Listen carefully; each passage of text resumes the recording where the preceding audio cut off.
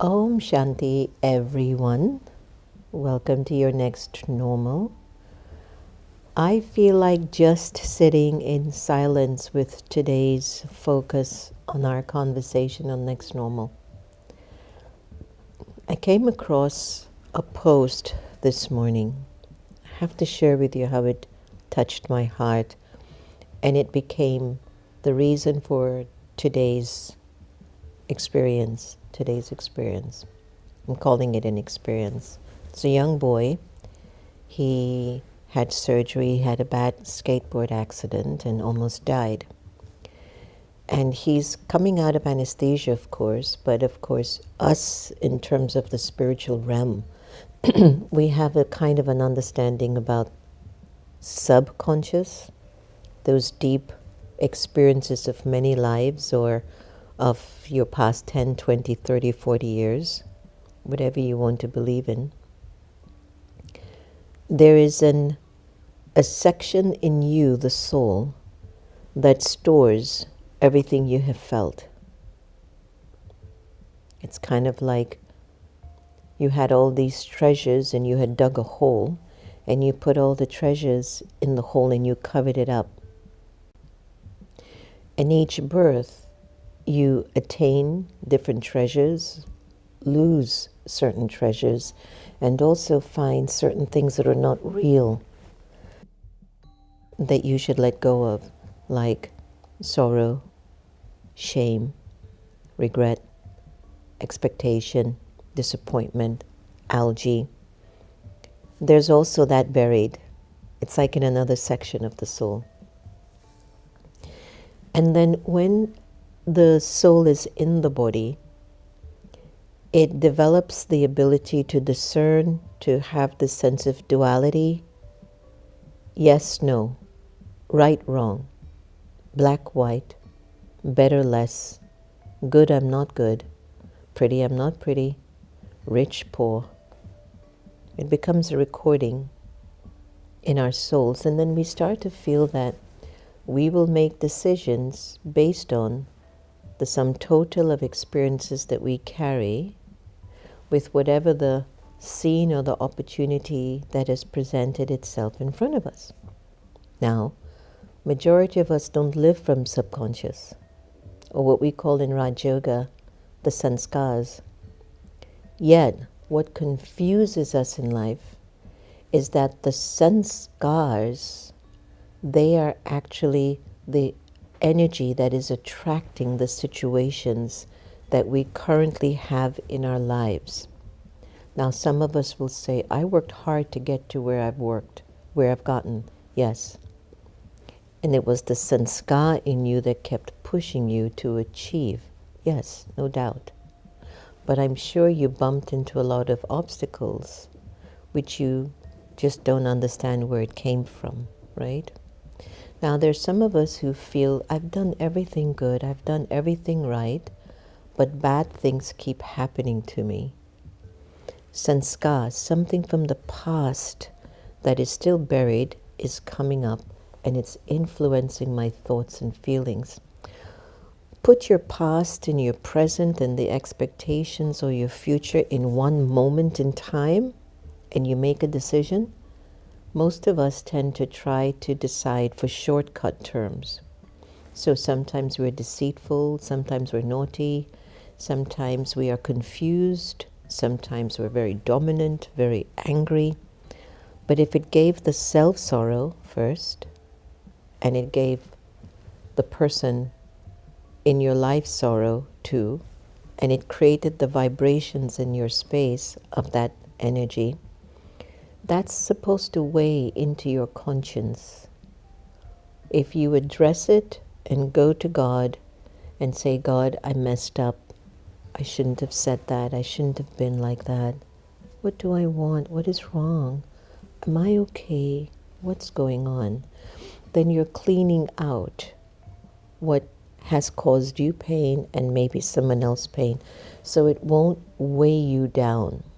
It won't make your conscience bite you all the time. Your conscience only bites you because it needs you to address it so you can be free, so you can let things go. But many times we don't do it. We don't answer our conscience. We manipulate, we deceive, we ignore, or we dismiss. So we start to record and build a lot of emotions in the soul of things that we really need to correct, things that we need to resolve, but we don't do it. We go on a vacation, or we compete with somebody, or we find relationships or situations where we feed our negativity, our dominance, our ego, or our lack of it. I'm not good, the victim. It's all body consciousness. And body consciousness takes you away from the bliss and the sweetness of God's presence. In our practice of the Brahma Kumaris, a very big emphasis has always been, keep your heart clean. Keep your heart clean. Have good wishes and pure feelings for the self. Have good wishes and pure feelings for other souls. And each time you do that, you're creating a safety shield around you. You're being protected. And you're cultivating energy and power for the other people to receive. Because when people are in your presence, they know you only wish them the best. They don't think you're one of these people who are not good for them, who don't care how you live or die, don't care what you do. They want the best for you. And whenever you're in the presence of such people, you know God is present. There's kindness, there's respect, there's quietness, there's happiness, there's a lot of love. You feel better when you leave their presence. And so that's why a clean and a pure heart attracts the energy of God. When your heart is clean and pure, which means I'm a well-wisher for people, God becomes present for you. That's right. You send me your blessings right now. I'm just going to sit here, and everyone who's listening or watching, send your blessings to Sister Jenna and the crew. Just wish us well.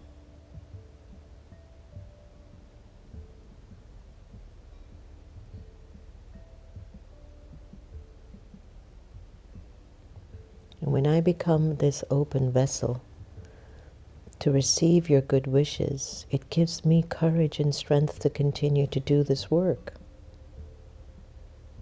If I were to ask you to curse me and say the worst things about me, then I have to definitely strengthen up to protect the shield of your vibrations.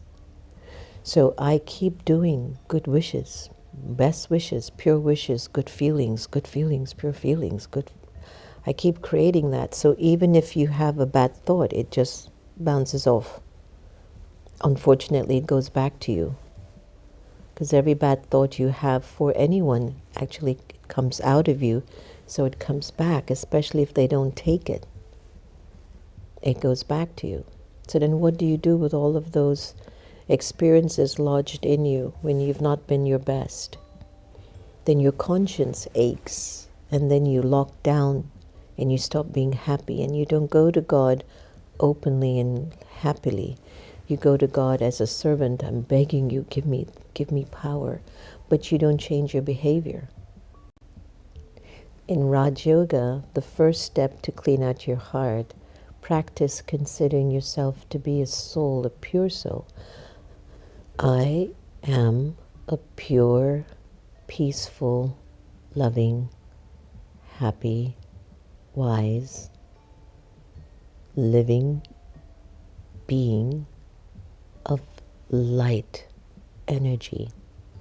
I, this quality of soul, peaceful, pure, loving, and I'm speaking to my friends around the world. I, this loving, pure, peaceful, happy, wise, kind, generous, I'm speaking to my friends across the world. That goes inside of me. That's a recording. And if I were to die right now, I would be going up. But they say you meet the angels, whoever your angel is. Brahma Baba, Jesus, Muhammad, Buddha, Guru Nanak, whoever has been an instrument in a human form that made you feel like you belong to that tribe. And then when you start to feel and see God's light, then you start to see like everyone is so pretty. Like everyone is so pretty, huh? Everybody's so beautiful. And then you get this feeling in you, God, when are you going to come and take away all the sorrow down here? I mean, you feel like you want to pull God down. Don't, please, we call God Baba. Baba, take away the sorrow from all of these souls. And that sorrow won't go from us unless we purify our hearts, clean up the heart. And that means to be a well-wisher. It's a simple formula. Do you wish your friends to succeed? Do you wish the members of your family to succeed? Do you wish that uncle or brother who's so arrogant and ugly and nasty to succeed? You would say, no, they don't deserve it. But still, give them your good wishes. Then I wish you well in whatever your endeavors are. I don't know why you choose that path, but it's the drama. It's predestined for you to play that part, but you're not a nice person at this point in your life. I can see that. And personally, I don't like that energy towards me. I have to protect my energy. Good wishes, pure feelings. Keep your heart clean. Don't let anything come inside this field of negativity that you have for anyone. Any ill feelings you might carry for people, get it out. Throw it. Because only when your heart is clean and pure, Baba shows up. Because he's the ocean of purity. Let's take a little moment to reflect on what I've shared. Close your eyes for a little bit and ask yourself this question in front of the energy of God's light. Is my heart clean? Is it pure?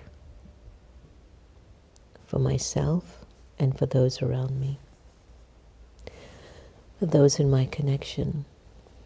Have I cleaned out my heart that I don't have any inferiority in me, that I will not wish anyone else well? Because if my heart isn't clean, I can't be safe. And Baba's not with me. God doesn't come close to a dirty heart. And even though you think, well, isn't that what God is about? That I know I'm dirty and I'm not clean? That when I go to him, then he should clean me up? Not if you keep repeating the same pattern.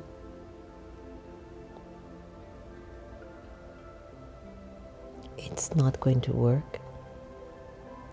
It's similar to your human relationships. If you keep messing up in a relationship, how often does that person feel they can continue to share love with you? Eventually their attachments will increase, and instead of love, there'll be attachment. And attachment creates anger, disappointment, sadness, dominance, control, possessiveness. But look at this. If you keep your heart clean, or you work on cleaning out your conscience and your intentions, there's a humility that comes over you. And that experience gives you a sense of safety. And you feel like God's energy clings to you, and there's no way anything can come in between that.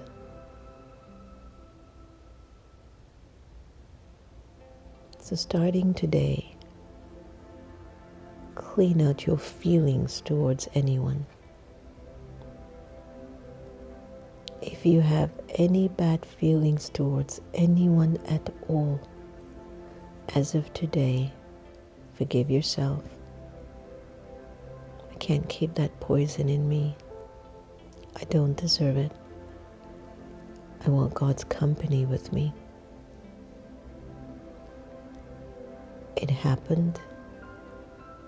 It was the drama. If we all knew better, we would have done better. But now I do know better. And so I send my good wishes to the soul.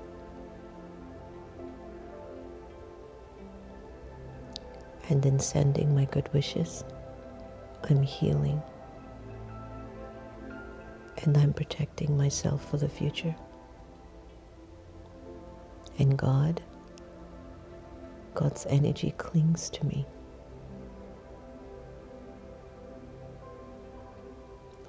I like this feeling.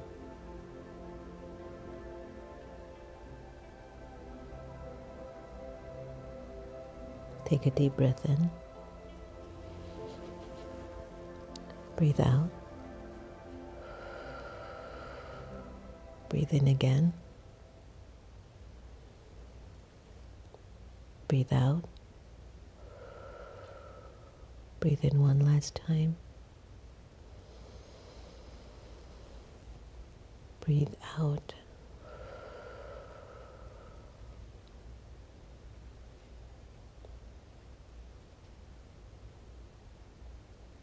Such a beautiful world behind your eye if you keep Baba with you. You see so much more than you see with these two eyes. It's huge. It's divine, it's subtle. It's beautiful. It's powerful. Let's go to our awakened intelligence. What is the sign of a pure-hearted person who is close to God? Take down notes on this one, and everyone. There are 8 billion people. Look for the ones who are godly. A person who is close to God often radiates qualities that transcend mere words. Some of the signs: number 1, they carry inner peace. They carry a calmness that isn't easily shaken by external circumstances. Their presence feels soothing and grounding. Number 2, unconditional love. They express genuine care and compassion for all beings without judgment or expectation of a return. Number 3, humility. Even if they have great wisdom or influence, they remain humble, just seeing themselves as instruments of a higher power. Number 4, truthfulness. Their thoughts, words, actions aligned. They're honest with themselves and others, not for approval, but out of integrity. Number 5, forgiveness. They let go of resentment easily, understanding the deeper truth that holding on to hurt keeps one from the divine. Number 6, selflessness. They serve others naturally, not for praise, but because it is in their nature to uplift and support others. Number 7, gratitude. They see everything as a gift, even challenges, and often express thankfulness to God and life. Number 8, spiritual strength. They're anchored in faith, even in hardship. They draw strength from a deeper connection to the divine. Number 9, simplicity. Their way of living, speaking, and interacting is uncluttered and real, not seeking to impress, but to express the soul. Number 10, joy. There is a subtle, enduring joy in their being, which isn't dependent on external things, but flows from their closeness to God. Oh, I love these. Santosh, please save these. These individuals may not always speak about God, but they feel God through themselves. But you feel God through them. Oh, I loved that. Wasn't that beautiful? Wasn't that just the best? Everyone, did you love that? Oh, that was awesome. Please save those, Santosh. Let's go to the beautiful Sister Gita effect. Somebody who lived God and who you felt so much God through her. Here's Sister Gita.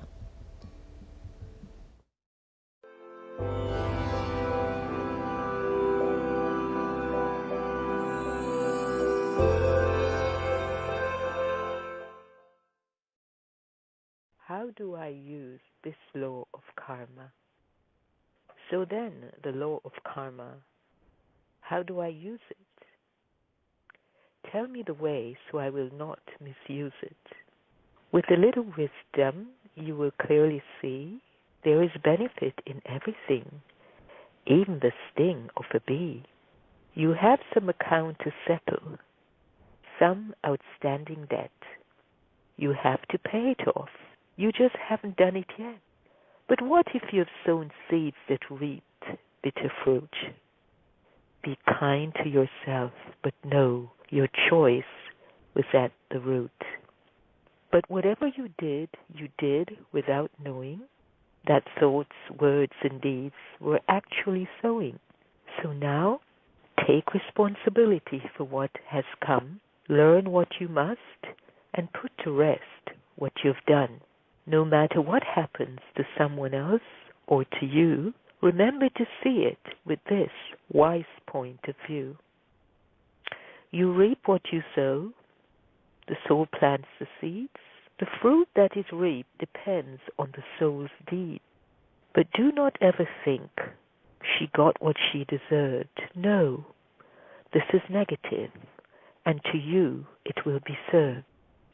Just use this wisdom to maintain your stage, to check your intentions, and be wise like a sage. Do not become upset when something transpires. Settlement will occur. This is required. So have love and mercy for those who sow bad seed. They will one day experience the fruit of those bad deeds. And if I think ill of them, then I too am doing wrong. The angel laughed. Now we're singing the same song. So always remember and don't ever forget, you reap what you sow, and you've sown what you get. Om Shanti, be wise.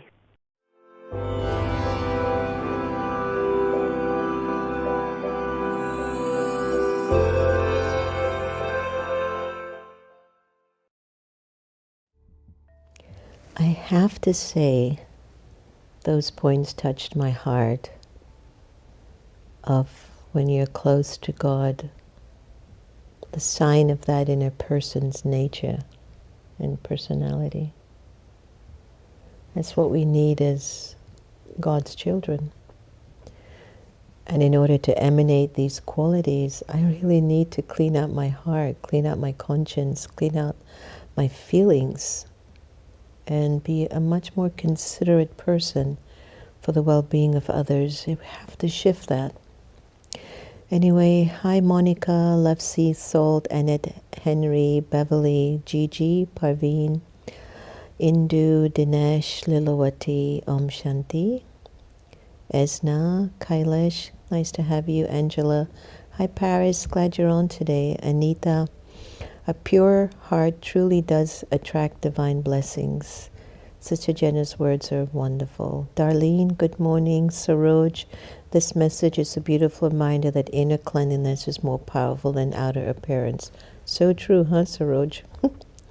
Ramesh Bhai, Suman, a clean heart sees no hate, only love, feeling lighter and more peaceful after watching this. Mamta Jat, such calming energy. It's incredible how Sister Jenna always guides us gently back to our truth. I hope so, Mamta. Pushpa Jat, Amit, Ascension, blessings with love to all. Stay blessed. Henry, in a world full of noise, these talks are a sanctuary, A clean heart is a true path to God. Om Shanti. Divya Baba, Komal, hi James, Madhavi in India. How are you? When are you coming to visit us? Come, come. Hello, Madhavi Ben. Rakesh Bhai, Raju, Sunil, Sandeep, Melissa. Nice to have you. Savi, Sunita, Gotham. The mind shifts space. I'm now making efforts towards having good wishes for people who have hurt me, despite the rage I feel, which I'm using yoga to stop. Good job. Can't let anyone have more power over our good deeds, you know. Morning, Meena. Saujanya, doctor. I needed this class so badly. I was in guilt for very long. Yeah. Dr. Saujanya, don't do it. Part played out. I didn't like it. I was not good. I agree. And I have to clean that part out. But then you shouldn't keep repeating it. That's how you know that you're sorry. When you have apologized to the self deeply and to the other people, you don't make the same mistake over and over again. You automatically know I have to change. You're getting the signals. All right, everyone. Take very, very good care of yourselves. Wonderful session. I really enjoyed today. I really did. I hope you did too. Keep sending your good wishes. Take care.